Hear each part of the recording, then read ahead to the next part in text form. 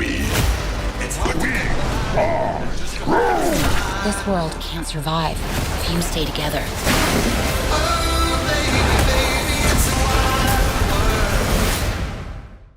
All right, so hello. First of all, congratulations on concluding this fun, energetic, wildly entertaining Venom trilogy. I believe this to be the biggest Venom movie yet, and I think it was pretty awesome.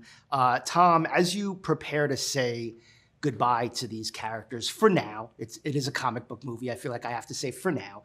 Who do you think you'll miss playing most, Eddie or Venom? I'll miss them both. But I think Venom is probably the most bombastic of the two in some aspect. But I can't really play one without the other.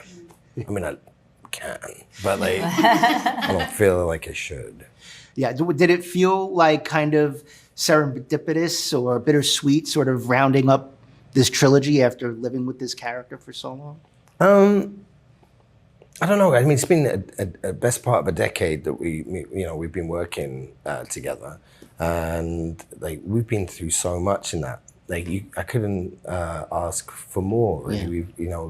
Between what we've captured and you have on in the three movies that play, and all the material that we've gone through in drafts and the conversations that we've had and because. For me, the success of having three really cool like movies that I love is built on a pile of bodies of ideas and thoughts and extrapolations from the lore and stuff that you don't get to see. But I have the custodian of the memory, so it's been I don't think it's over in many aspects. It will live on with me. So it's. Kelly, this is the first one that you got to direct, so shout out to you for that one. And the directorial debut, which I think is awesome. Having lived with Venom for all three of these films, coming into this third one and knowing you were going to get to direct it, was there anything where you're like, okay, I'm directing this one, so I'm going to put this in a Venom movie finally because I have control? And what was that thing? No, definitely. This one for me was like, we're going big or we're going home. Like we are doing everything in this Venom movie. So it wasn't just one thing, but it was literally like, I really wanted to do a massive underwater sequence that had never been done before. Mainly because I could just put Tom in a tank for 2 weeks. I wanted Venom to dance, literally have his last dance. So everything that we could think of, we kind of threw at this movie and just wanted it to be such a big, epic, bonkers, fun ride for the last time. Yeah. Oh, you did an incredible job with Thank you. Juno, I love your character, by the way. I love her vibe. She just has, one thing that I kept giggling about because she works at Area 51 or Area 55, but she wears a Roswell shirt to work. And I just thought there was just something funny about that. I mean, you got the role, you decided to do it. Once you started filming, what was something unexpected where you were like, I had no idea that this was going to happen to me on a film like this? Well, firstly, I think just to start off with, when Kelly reached out to me about it, I mean, the honor of being asked for something that matters so deeply to these two and what they have done with Eddie and Venom and how much I love the movies to begin with, just felt like a pinch me experience when it happened. It was like, oh my God, it's not just exciting because of the actual project itself, but because of what it means to these two. It felt like it was really an honor to be asked to be a part of it. And then I think arriving at work the first day and seeing that incredible set that was the lab that we got to work in, and things worked. Like, not all of that was CGI stuff. Like the symbiote in the tube, they actually would pop up, and things that it blew my mind. The attention to detail on those sets was truly next level. And I think also, I don't know why I expected maybe it to be more kind of serious, but it was so much fun. And I know you said that from the get-go, like, we're gonna have fun. That's what I want you to come and have fun. But it was like, I haven't been a huge part in these sort of movies before, and I sort of imagined they would be stricter in some way. And it was just a delight, and getting to work with Chiwetel a lot, and Clark, and then also watching Tom, you doing your thing with Eddie and Venom is something truly magical. Because even when you can't see Venom there, you believe it entirely. And there were some moments where you were like, oh, oh no, he's talking to Venom right now. Not, I won't, sorry, I should. Yeah, it was like really, really cool to watch. And the whole experience is something I'm going to treasure forever.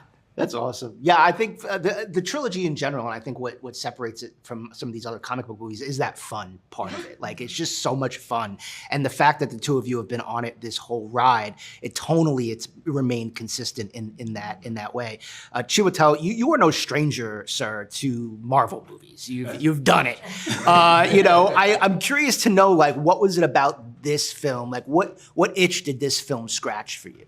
Well, I think just being a huge fan of the Venom films, and what Tom and Kelly have done with it. It's I think that's what's always been the appeal for the fans, is that it's based on this real amazing friendship, between Brock and Venom, and you're just so invested in their relationship, and it's quite rare to see that kind of dynamic played out in a superhero movie, and so.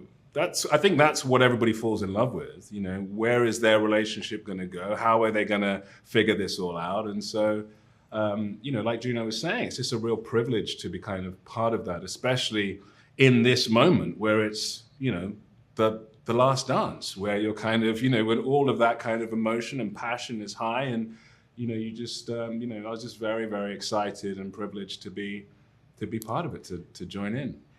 I love the symbiotes in this. There's many.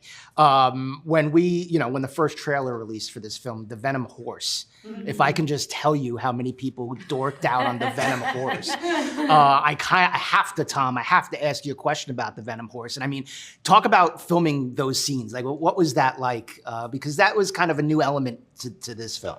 Well, it's great. A big one that we wanted to do was bring Venom into the daylight. It was a huge choice. We've seen him at night a lot, and obviously that adds a shed load of work onto the Moffat's and the guys at the VFX guys' table. But it was key that we the colours and the opulence and the fun and the sort of epic nature, the bombast of The Last Dance required Eddie and Venom to be out in the day. And in the desert, in Vegas, in these places that we visit. And the horse was, it was a brilliant, brilliant idea. I don't remember whose it was. Was it? It was yours? Okay.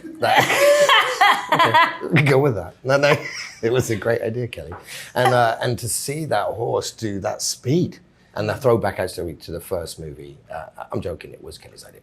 And the throwback to the motorbike chase in San Francisco in the original, where Eddie gets taken for a hell of a ride off the hills, and the bike comes away from him, and Venom brings it back to the bike. To be replayed out on a horse was just that's such a lovely callback. I didn't spend any time on a horse because it was too big, the Venom horse. I spent a lot of time on a rig with a blue mattress over top of it, with a wind machine being shook up and down on a wire. But I imagine the ride. The ride was like thrilling. When you were like brainstorming these different, because there was like a Venom frog or lizard as well. Were there any other Venoms on the cutting room floor that you were like, oh, I wish we would have? There was a Venom eel that looked really cool that Carl Lindbergh designed. So he initially went fish, frog, eel. And then the sequence was becoming very, very long, and that was me being like, it's got to be the longest rapid sequence in the history of, and it was getting too long. So Venom Eel, unfortunately, never made it. Oh, poor Venom Eel. But there, as you know, the Venom does morph with some other things at the end of the movie. Yeah, there are some other, Other morphs. Yeah, there are other morphs, and I don't want to go too much into spoiler territory there, but I will ask, and I'll throw this out, and maybe Juno and Chiwetel, you could speak to this, but there is this element, and there's a family that, is kind of traveling to Area 51 because they want to, witness alien life, and there is this element, and in the last couple of years, we've been talking about UAPs and UFOs and people coming forward and saying, so there is this element of like, is it real or is it not? I'd just be curious, like, do you believe? Absolutely. I fully do. And I watched so many alien documentaries in the lead up to this, which was the funnest research ever. And some of the stuff that you've, like, it is mind-blowing. And I definitely believe, I mean, the expansion of how big our universe is compared with all the other universes that are just endless. One of my youngest brothers is an astrophysicist. So him talking to me about actually how infinite space is, it's just, to me, there has got to be a lot of life form out there. And I hope that we have gotten to meet some of them, and I hope we've been kind. I would like that. I don't know if that would be the case, but I definitely believe personally. You say something interesting, Chiwetel. Juno watched alien, documentaries, because you can't necessarily meet the guy that you play in real life, because he's not going to admit that he does that for a living. So, I mean, what did you do, and do you believe as well? Yeah, I mean, I also do believe, but where my question is how much interaction there's been, But I do, believe that out there in the infinity of space there is life. Just how close it's got, I don't know. But yes, no, I didn't speak to the generals of this particular facility, but I did speak to people in the military and get a sense of and they were quite forthcoming about something like this, how it would run, what Strickland's kind of sort of day to day would be, how the structures would run, what the government interface would be, all of those things were really, really interesting.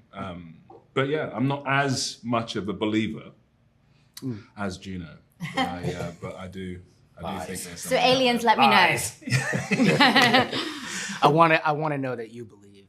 Yeah, of course. I mean, I know enough to know I know nothing. So anything is possible, and it would be, I think, remiss of me to rule out that, because I think it's wiser to believe than not and be shocked. As we begin to wrap up, and I'd be curious from the two of you, you've been on this journey now for 7 years, a trilogy of comic book movies. Tom, you've been all around the world, meeting fans and interacting with people and seeing the love and the joy. And, I always feel like people will say, come at comic book movies and say, oh, there's too many of them, or they got to stop making them. But, now that you've been on this journey, why do you think these movies matter so much to people?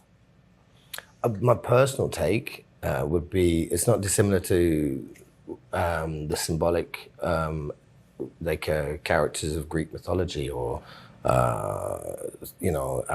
Greek theatre. Yeah, so the superhero is a symbolic reference of which we can imbue our own personal identification to. So that's a very old format of understanding epic stories and the paradox of the human condition in nuance to huge drama to high drama.